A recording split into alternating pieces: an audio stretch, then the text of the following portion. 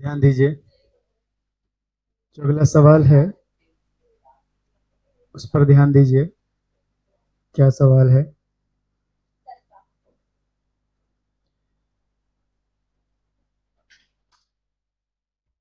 9 तक हो गया था, 10 नंबर अभी हमें सॉल्व करना है।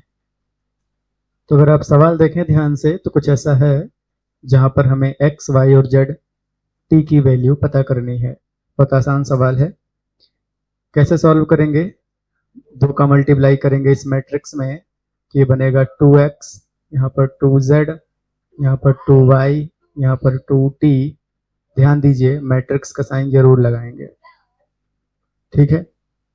उसके बाद प्लस 3 का मल्टीप्लाई इस मैट्रिक्स में करेंगे तो बनेगा 3 1 जा 3, 3 1 जा 3, माइनस 3 का 0 में 0, 3 2 जा 6, इक्वल टू 3 का मल्टीप्लाई इस मैट्रिक्स में करेंगे तो 9, 15, 12, 18।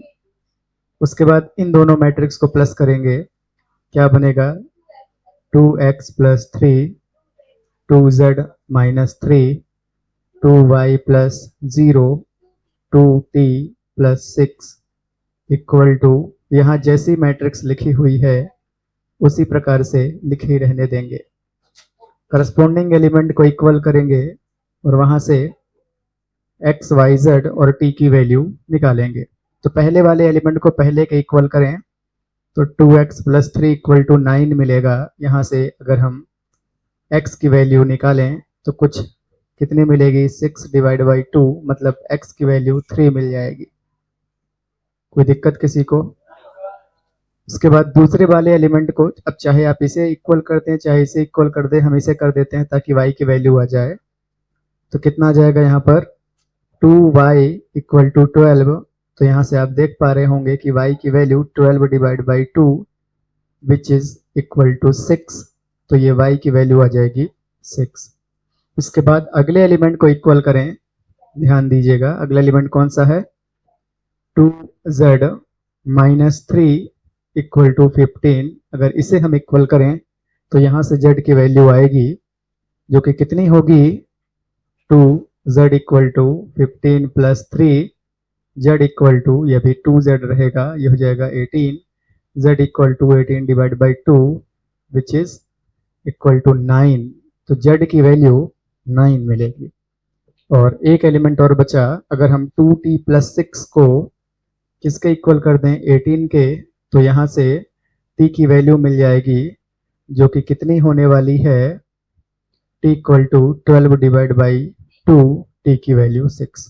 तो इस प्रकार से हम x, y, z और t की वैल्यू कैलकुलेट कर पाए। नोट किया जाए।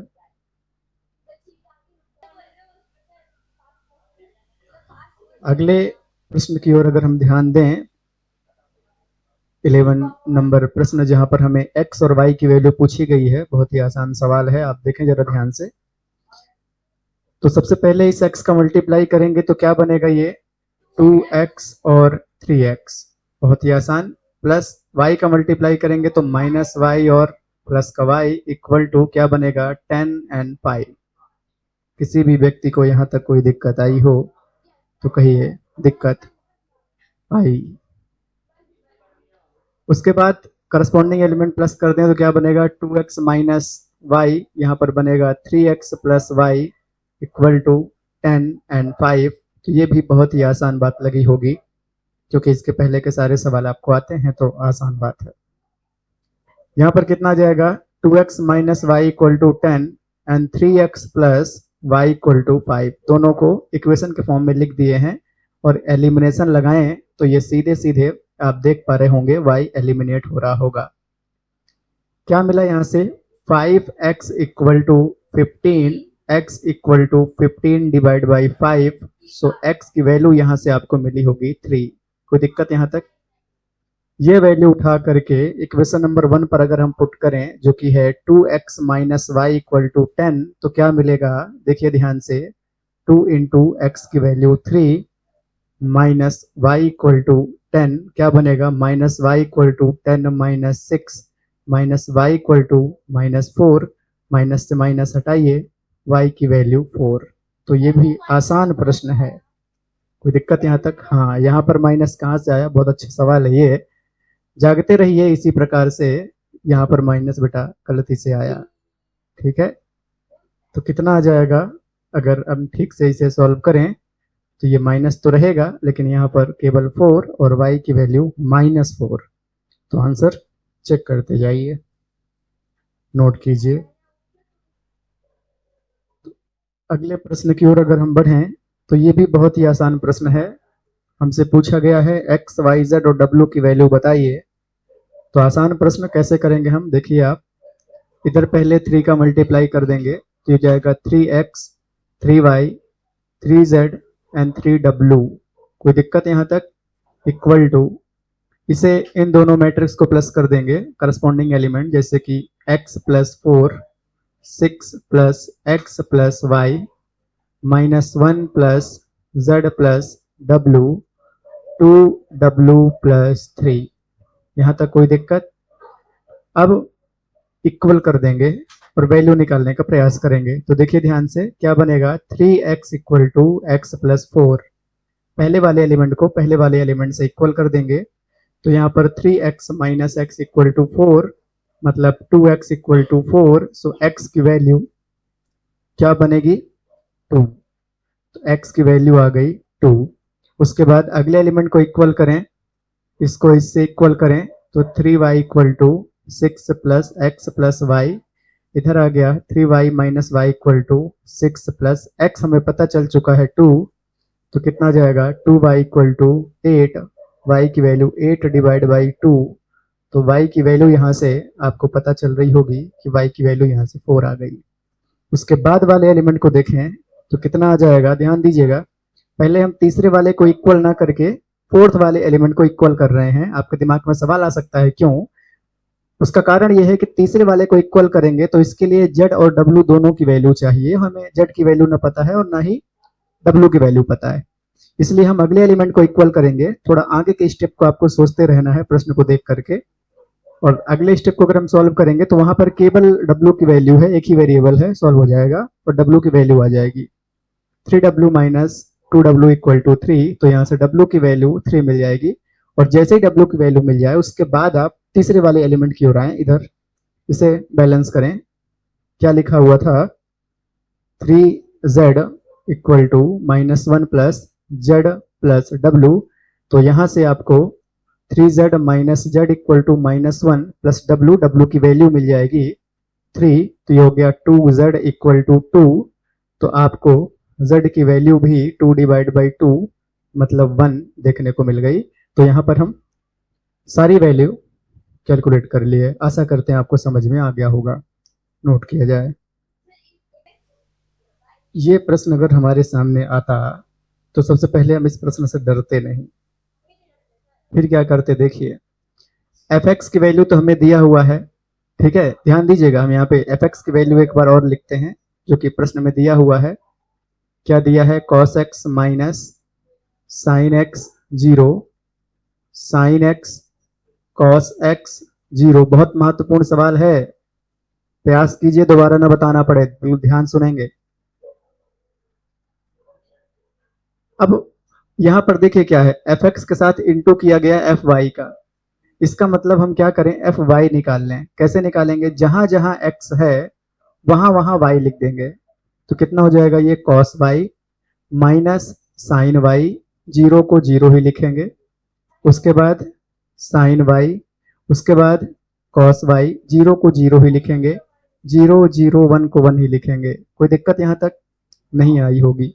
अब LHS लेकर सॉल्व करेंगे। LHS क्या बोला जा रहा है कि दोनों का इंटू कर दिया जाए fx डॉट fy। तो ध्यान दीजिए, fx का डॉट कर देते हैं fy के साथ, मतलब ध्यान दीजिए क्या बनेगा? cos x minus sine x 0, sine x cos x 0, 0 0 1 का इंटू किसके साथ? cos y minus sine y 0, sine y cos y 0 0 0 1। इन एलिमेंट के साथ इन दोनों मैट्रिक्स का इंटू। अभी आपको दो मैट्रिक्स का इंटू करना बहुत अच्छे से आ रहा है, आप प्रैक्टिस कर चुके हैं। यहाँ पर सॉल्व करके दिखाते हैं। तो कितना आ गया देखिए ध्यान से, cos x का इंटू cos y से होगा तो क्या बनेगा, cos x into cos y। ध्यान दीजिएगा यहाँ पर क्या बनेगा, cos x into cos y। उसके बाद देखिए माइनस साइन एक्स का इंटू साइन वाई से होगा तो माइनस साइन आ जाएगा यहाँ पर, क्योंकि प्लस लगाते हैं, प्लस का माइनस से इंटू माइनस हो जाएगा sine x into sine y. यहाँ पर क्या आ जाएगा, sine x into sine y. उसके बाद देखिए ध्यान से, जीरो का जीरो में इंटू करेंगे जीरो आएगा, इसलिए इस एलिमेंट को हटा देते हैं, जीरो आएगा इसलिए।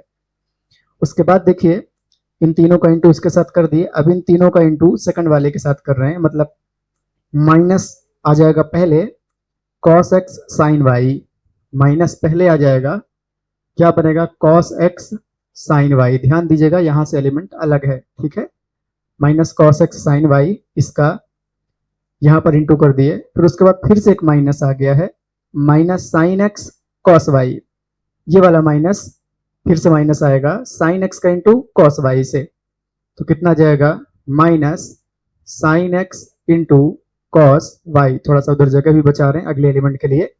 और उसके बाद देखिए ध्यान से, इसका इंटू यहाँ पर हो चुका है, इसका इंटू यहाँ हो गया है, जीरो का जीरो में इंटू जीरो हो जाएगा, इस एलिमेंट को हटा देंगे। अब अगले एलिमेंट को अगर हम देखें ध्यान से तो cos x का इंटू जीरो से होगा इसलिए जीरो हो जाएगा, इसका इंटू जीरो से होगा तो ये भी जीरो हो जाएगा, इसका इंटू वन से होगा, किसका, जीरो का वन से होगा तब भी जीरो हो जाएगा। मतलब अगर हम शॉर्टकट टर्म्स में बोलें तो आपको इस एलिमेंट को जीरो रख कर देना है, वो आएगा अपने आप, और जो जितने एलिमेंट यहाँ पे जीरो हैं उतने एलिमेंट जीरो आएंगे ही। तो अगर आप शॉर्टकट तरीका देखें और ये वन ही आएगा, समझ गए बात को। अभी हम अच्छे समझाएंगे, अगर आता है तो ठीक है, नहीं आता तो ये तरीका फिर आप अपना सकते हैं, सवाल तो आपसे पूछा नहीं जाएगा, ठीक है। तो अगर हम देखें ध्यान से तो जहां जहां जीरो है वो एलिमेंट को हम जीरो लिख सकते हैं, ठीक है ना, समझ गए। जीरो जीरो एलिमेंट को जीरो लिख सकते हैं, वन वाले को वन लिख सकते हैं, बाकी बचा कौन, ये चार एलिमेंट जिनका मल्टीप्लाई करना है, तो थोड़ा सा इसमें दिमाग लगाने की जरूरत है। अगर नहीं भी लगा पाए तो आगे देखिएगा एक और भी शॉर्ट ट्रिक है, सीधे आंसर आ जाएगा। लेकिन अभी हम सॉल्व करके दिखाते हैं आपको, ठीक है। अब अगली बार मतलब यहाँ जो अगला एलिमेंट होगा उसमें क्या होगा, ध्यान दीजिएगा। अब इसका इंटू इसके साथ किए थे, फिर ऐसा इंटू किए थे इसके साथ, फिर ऐसा किए थे, अब इन दोनों का इंटू होगा साइन एक्स का कॉस वाई से, तो sine x into cos y क्या बनेगा यहाँ पर, sine x into cos y, ध्यान दीजिए, plus cos x into sine y, plus क्या बनेगा cos x into sine y. उसके बाद अगला एक और एलिमेंट बचा हुआ है, मतलब इसका इसके साथ इंटू करते हैं, अब इसका इंटू करेंगे तो minus sine x into sine y, minus क्या बनेगा sine x into sine y. ध्यान दीजिए इन दोनों का इंटू कर दिए, उसके बाद इन दोनों का इंटू, तो plus cos x into cos y, plus क्या बनेगा cos x into cos y. कोई दिक्कत यहां तक, किसी व्यक्ति को इंटू करना है दो मैट्रिक्स का। अब देखिए ध्यान से, बहुत गंभीरता से देखना है, क्या बनेगा यहाँ पर एक आपको फॉर्मूला से दिखाई दे रहा होगा, क्या लिखा हुआ, cos x into cos y minus sine x into sine y. अगर आपको ध्यान हो तो ये फॉर्मूला किसका बन जाएगा, cos x प्लस वाई का फॉर्मूला होता है। अगर आपको ध्यान हो 11th क्लास का तो cos x प्लस वाई का फॉर्मूला ऊपर लिखा हुआ है। और शांति से देखिए, यहां से अगर एक माइनस कॉमन ले लें तो दोनों प्लस में हो जाएंगे, मतलब क्या लिखा रहेगा cos x sine y plus sine x cos y, जो कि फॉर्मूला किसका होता है, साइन एक्स प्लस वाई का। किसका फॉर्मूला होता हो, साइन एक्स प्लस वाई का फॉर्मूला होता है। उसके बाद अगला एलिमेंट जीरो है, ये एलिमेंट जीरो है, ये एलिमेंट वन है, और यहां भी ये लिखा है sine x cos y plus cos x sine y, जो फॉर्मूला होता है साइन एक्स प्लस वाई का। किसका फॉर्मूला होता है, साइन एक्स प्लस वाई का। उसके बाद अगले एलिमेंट को देखें ध्यान से, तो यहां से इसको पहले लिख करके इसको बाद में लिखें तो क्या लिखेगा, cos x cos y minus sine x sine y, ये बन जाएगा cos x cos y minus sine x sine y, मतलब ये फॉर्मूला किसका हो जाएगा, cos x प्लस y का। हम समझ सकते हैं दिक्कत हो रही होगी, लेकिन आपका प्रयास, आपकी लगन इस प्रश्न को आसान बना देगी।